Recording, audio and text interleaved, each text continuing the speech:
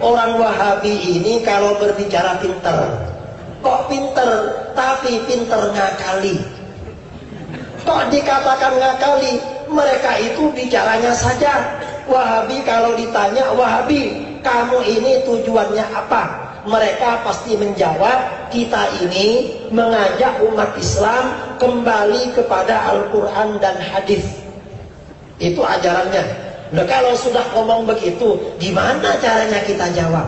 Padahal itu semuanya hanya propaganda, omong kosong. Mengapa omong kosong? Karena yang dimaksud kembali kepada Al-Quran versi Wahabi bukan kembali kepada Al-Quran seperti yang ditafsirkan, seperti yang difahami oleh para ulama ahli tafsir. Tetapi maksud kembali kepada Al-Quran, yang pertama kembali kepada terjemahannya. Itu yang pertama. Yang kedua, kembali kepada penafsiran Al-Quran seperti yang mereka maui, bukan yang dikehendaki oleh para ulama. Itu Wahabi. Coba kalau Wahabi menerangkan ajaran agama, pasti buka terjemahan. Mengapa buka terjemahan? Tidak pernah belajar kitab tafsir. Tahun 2009 saya diundang teman-teman Aswaja di Bali berdebat dengan Wahabi tentang tahlil. Lalu kata Wahabi ini, orang tahlilan di Indonesia ini haram. Saya tanya, mengapa haram? Dilarang di dalam Al-Quran. Saya bilang, saya ini mengaji tafsir di daiyah, di pesantren saya, di pesantren kiai saya, hatam bolak-balik, belum pernah ada tafsir yang mengharamkan, apalagi ayat Al-Qurannya. Ternyata kata pimpinan Wahabi ini, loh ada ini. Di mana? Surah Tabarak ayat 2. Allazi khalaqal mauta wal hayata liyabluwakum ayyukum ahsanu amala. Allah yang menciptakan hidup dan mati, menciptakan mati dan hidup untuk menguji kamu, siapa di antara kamu yang paling bagus amalnya. Nah, spirit dari ayat ini kita dituntut untuk memperbaiki amal, bukan memperbanyak. Orang yang tahlil maunya banyak-banyak zikir tetapi tidak bagus.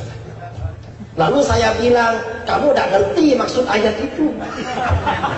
Mengapa tidak ngerti? Yang menjadi spirit dari ayat ini, kita ini yang paling bagus amalnya. Kebalikan dari bagus itu adalah jelek. Berarti melarang amalan yang jelek, bukan melarang amalan yang banyak. Kalau amal soleh, apalagi zikir, semakin banyak semakin bagus, semakin baik. Di dalam Al-Quran, ya ayyuhalladzina amanu dzkurullah dzikran katsira.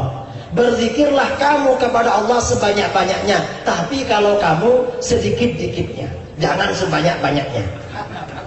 Kamu bertentangan dengan Al-Quran. Itu Wahabi. Cuma ngomongnya kembali kepada Al-Quran, tetapi Al-Quran yang disalah tafsirkan. Padahal sabda Rasulullah SAW, man qala fil Quran bi ra'yih falyatabawwa maq'adahu minan nar. Barang siapa yang menafsirkan Al-Quran hanya mengikuti pikirannya sendiri, tidak berguru kepada para ulama-ulama sebelumnya, maka siap-siaplah masuk neraka. Itu siapa? Adalah orang-orang Wahabi. Al-Quran. Kemudian yang kedua, Wahabi ini sering mengatakan kembali kepada hadis, tapi ini juga propaganda. Mengapa propaganda? Karena yang dimaksud kembali kepada hadis versi Wahabi bukan kembali kepada kitab-kitab hadis seperti yang difahami oleh para ulama ahli hadis. Tapi bagaimana maksud kembali kepada hadis versi Wahabi? Yaitu kembali kepada satu hadis saja. Hadisnya cuma satu, yaitu hadis kullu bid'atin dhalalah. Itu Wahabi. Wahabi ini kemana-mana pasti yang dibawa-bawa kullu bid'atin dhalalah. Ada orang menggelar maulid, nanti mereka akan katakan haram, bid'ah. Mana dalilnya? Kullu bid'atin dhalalah. Nanti ada orang tahlilan, haram, bid'ah, syirik. Mana dalilnya? kullu bid'atin dhalalah.